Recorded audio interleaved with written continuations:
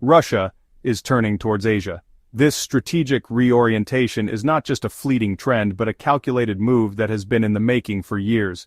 The vast expanse of Russia, stretching from Europe to the Pacific, has always been a bridge between the East and the West. However, recent developments have accelerated this eastern pivot. This big shift, called the pivot to Asia, is changing the world stage. It's not just about geography, it's about economics, politics, and culture. The pivot to Asia signifies a profound transformation in how Russia engages with the world, seeking new alliances and partnerships in the dynamic and rapidly growing Asian markets. It's happening because of a few things: disagreements with Western countries, punishments from these countries, and a growing sense of disillusionment with the West. The sanctions imposed by Western nations have pushed Russia to look for alternative markets and allies, leading to a natural gravitation towards Asia. And Russia's search for new places to sell its goods. The Asian markets, with their burgeoning middle classes and increasing demand for energy and raw materials, present a lucrative opportunity for Russian exports. From oil and gas to agricultural products, Russia is finding eager buyers in countries like China, India, and Southeast Asia. This pivot is a major change in Russia's foreign policy. It's a strategic decision that reflects a broader vision of diversifying its economic and political ties. By strengthening its relationships with Asian countries, Russia aims to reduce its dependency on the West and create a more balanced and resilient foreign policy. Russia is moving away from its usual focus on Europe. The historical ties with Europe, while still significant, are being re-evaluated in light of recent geopolitical tensions. The European sanctions have not only impacted Russia's economy but also its strategic calculations, prompting a rethinking of its long-term alliances. It's working more closely with Asia. This collaboration is evident in the numerous trade agreements, joint ventures, and diplomatic engagements that have been signed in recent years. From infrastructure projects to energy deals, Russia and its Asian partners are forging a new path of mutual benefit and cooperation. This shift is a big deal for the world's power balance. As Russia strengthens its ties with Asia, the global power dynamics are being reshaped. The traditional power centers are being challenged and new alliances are emerging. This eastern pivot is not just a regional phenomenon but a global one, with far-reaching implications for international relations. Russia looking east isn't new. Historically, Russia has always had an interest in the East, dating back to the days of the Silk Road and the Trans-Siberian Railway. These historical connections are being revitalized and expanded in the modern era, building on a legacy of eastward engagement. But it's become much more important lately. The urgency and intensity of this pivot have increased in recent years, driven by both external pressures and internal strategic decisions. The modern geopolitical landscape demands that Russia adapts and evolves, and the Eastern shift is a key part of this adaptation.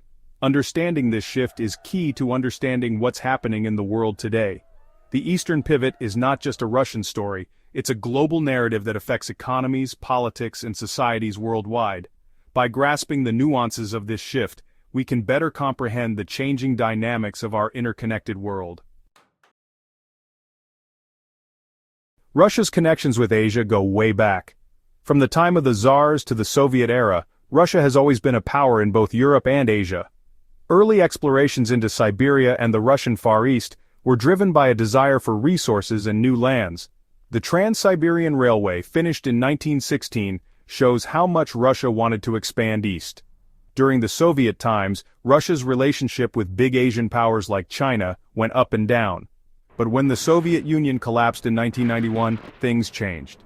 Russia, under President Boris Yeltsin, first focused on building relationships with the West. The pivot to Asia really took off after 2014. After Russia took Crimea and the fighting started in Ukraine, Russia's relationship with Western countries got much worse. Because of punishments and feeling left out, Russia started looking to Asia for new friends and business partners. Russia also felt that the West was trying to hold it back. The fighting in Ukraine made Russia turn to the East even faster. It made the Russian government believe that its future was in Asia. Money is a big reason for Russia's pivot.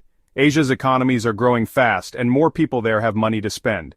This makes Asia a good place for Russia to sell things, especially energy like oil and gas. Russia also wants to sell more than just energy.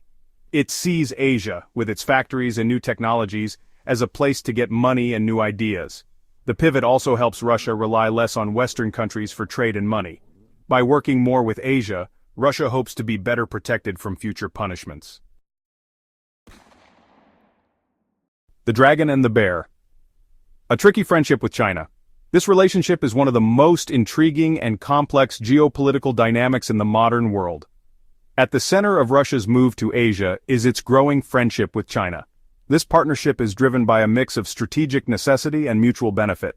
Both nations see an opportunity to counterbalance Western influence and to carve out a more significant role on the global stage. The two countries share a 600-mile border and a complicated history of sometimes working together and sometimes being rivals. This long and often tumultuous history has seen periods of both cooperation and conflict, shaping the current state of their relationship. Because they have some of the same goals and don't fully trust the West, Russia and China have become much closer lately. This alignment is evident in their coordinated efforts on various international issues, from economic policies to military strategies. We see this in their growing trade, military exercises, and discussions between their leaders. Trade between the two nations has surged, with energy exports from Russia to China being a significant component. Joint military exercises have also become more frequent, showcasing their increasing defense cooperation. However, their relationship is complicated. Despite the growing ties, there are underlying tensions and mistrust that cannot be ignored. Both nations are wary of becoming too dependent on each other, and there are significant differences in their economic and political systems. China's economy is much bigger than Russia's. This economic disparity creates an imbalance in the relationship, with China often holding more leverage in negotiations and partnerships. This makes Russia worry about depending too much on China. The fear of becoming a junior partner in this alliance is a significant concern for Russian policymakers, who are keen to maintain their nation's sovereignty and influence. Historically, the Soviet Union and China had a fraught relationship, marked by ideological clashes and border disputes.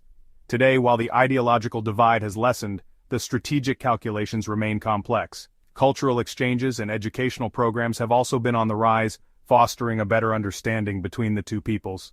These initiatives aim to build a foundation of trust and cooperation for future generations. In the tech sector, both countries are exploring collaborations, particularly in areas like artificial intelligence and cybersecurity. These partnerships are seen as crucial for maintaining their competitive edge against Western tech giants. As Russia and China continue to navigate their complex partnership, the world watches closely. Their relationship will undoubtedly shape the geopolitical landscape for years to come, influencing global trade, security, and diplomacy. Beyond China, the Asian continent is witnessing a dynamic shift in geopolitical alliances and economic partnerships. India, Turkey, and other Asian nations are forging new ties and strengthening old ones, creating a complex web of relationships that are reshaping the region's future. China remains a pivotal player in Asia, especially in its strategic partnership with Russia. This alliance is crucial for Russia's broader ambitions in the region. However, Russia is not solely focused on China. It is actively engaging with other significant countries in Asia, seeking to diversify its alliances and economic partnerships. India, a longtime ally in defense matters, plays a crucial role in this strategy. The country has been a major purchaser of Russian military hardware for decades. This defense relationship has not only bolstered India's military capabilities, but also strengthened the strategic bond between the two nations. Turkey, straddling both Europe and Asia, has emerged as a key player in the region. Its unique geographical position makes it a vital bridge between the two continents. Energy cooperation has become a cornerstone of the Russia-Turkey relationship. The two countries have embarked on several joint projects, particularly in the energy sector. One of the most significant of these projects is the Turkstream gas pipeline, which aims to transport Russian natural gas to Europe via the Black Sea. This pipeline not only enhances energy security for Europe but also solidifies Turkey's role as a critical energy hub in the region. Beyond Turkey and India, Russia is also cultivating relationships with Southeast Asian nations. Vietnam, for instance, has become an important partner in trade and investment. Similarly, Indonesia and Malaysia are emerging as significant players in Russia's Asian strategy. These countries offer vast opportunities for economic collaboration. Trade agreements, investment summits, and economic forums are becoming common as these nations seek to deepen their economic ties with Russia. In addition to economic partnerships, security cooperation is also on the rise. Joint military exercises, defense agreements, and security dialogues are helping to build trust and stability in the region. As these relationships continue to evolve, the geopolitical landscape of Asia is being reshaped, with new alliances and partnerships paving the way for a more interconnected and cooperative future. Energy as a bridge powering Asia's growth. Energy is a big part of Russia's pivot to Asia. Russia produces a lot of energy, so it's in a good position to give Asia the energy it needs. China especially uses a lot of energy. It's now the biggest buyer of Russian oil. Russia is also building gas pipelines to China, making it an even more important energy supplier. Selling energy to Asia helps Russia's economy, especially with the Western punishments. It also gives Russia more power when talking to its Asian partners. Challenges and roadblocks. Navigating Asian dynamics. Russia's move to Asia isn't easy. Asia is a complicated place with many countries having different goals, old rivalries, and arguments over land. Russia has to be careful. It doesn't want to get pulled into fights between other countries. Another challenge is how powerful China is in the region. Russia wants to be close with China, but it also wants to stay independent and not rely on China too much. Conclusion. An uncertain future for Russia in Asia. Russia's move to Asia is still happening. It's a long-term change because of many complicated political and economic reasons. We don't know yet if it will work. It depends on whether Russia can handle the challenges and use the opportunities in Asia. This pivot will be very important for Russia's future. It will also change the balance of power in the world.